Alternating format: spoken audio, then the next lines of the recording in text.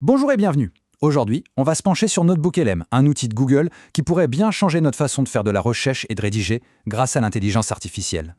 On a tous connu ça, pas vrai? Une montagne de documents, des dizaines d'onglets ouverts dans le navigateur, et ces tâches immenses de devoir tout lire, tout comprendre, tout synthétiser. Franchement, c'est un vrai casse-tête de retrouver l'info essentielle quand on est submergé. Mais alors, imaginez une seconde si on pouvait transformer tout ce bazar en quelque chose de limpide. C'est pile la promesse de l'outil qu'on va décortiquer ensemble. Alors, le voici, NotebookLM. Et attention, ce n'est pas juste un chatbot de plus, non. C'est vraiment pensé comme un partenaire de réflexion. Un assistant qui travaille exclusivement avec les documents qu'on lui fournit. Alors, pour faire simple, NotebookLM, qu'est-ce que c'est? C'est un assistant de recherche qui carbure au modèle Gemini. Son but, c'est de nous aider à mettre de l'ordre dans nos idées. Mais, et c'est ça le point crucial, en se basant uniquement sur nos propres sources. Il travaille avec nos documents et rien d'autre. Ok, mais concrètement, comment ça marche? Eh bien en fait, NotebookLM devient une sorte d'expert sur mesure, un spécialiste du sujet précis qu'on lui donne à étudier.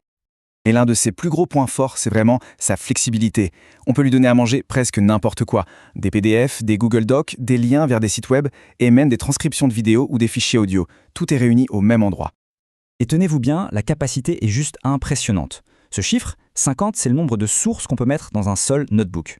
Et chaque source, elle, peut faire jusqu'à 500 000 mots. C'est tout simplement énorme. Allez, on passe maintenant à la caractéristique qui change tout.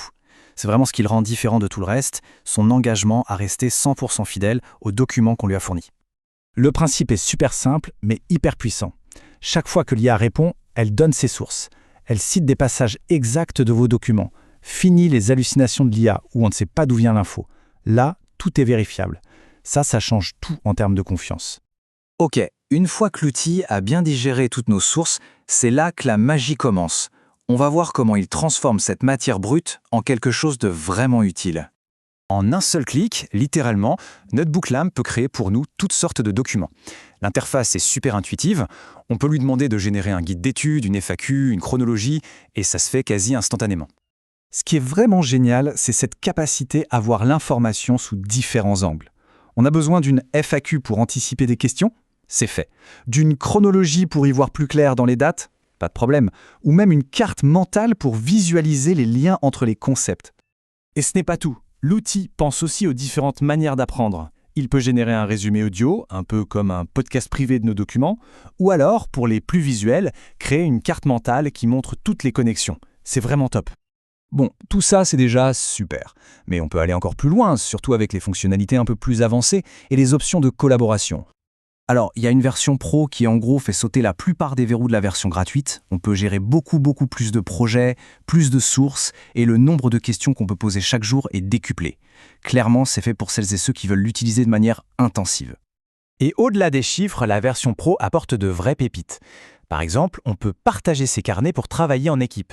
On peut même ajuster la personnalité de l'IA, lui dire sois plutôt un guide ou agis en analyste. Ça permet d'avoir des réponses encore plus fines. Et bien sûr, la mobilité a été prise en compte. Il y a une application mobile. Alors, elle ne fait pas encore tout, mais l'essentiel y est. On peut consulter ses recherches et poser des questions à ses sources où qu'on soit. Maintenant, parlons d'un sujet crucial, surtout quand on parle d'IA, la confidentialité de nos données.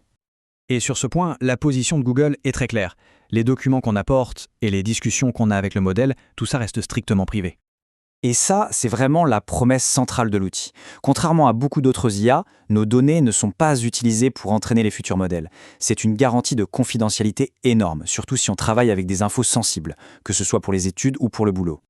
Bon, en résumant, à quoi ça sert tout ça concrètement? Eh bien, à étudier plus vite et mieux, à organiser ses idées pour un projet ou pourquoi pas à décortiquer des études de marché pour trouver des pépites cachées. Les possibilités sont vraiment immenses. Cette citation de Barron's, je trouve, résume parfaitement le truc. Ce n'est pas juste un petit outil sympa, c'est un vrai aperçu de la façon dont l'IA va s'intégrer dans notre travail intellectuel de demain. Pour finir, tout ça nous amène à une question assez fascinante, non? Si on pouvait créer instantanément un expert sur mesure sur n'importe quel sujet, en se basant uniquement sur des sources qu'on a choisies, par quoi commencerait-on? Franchement, ça donne le vertige.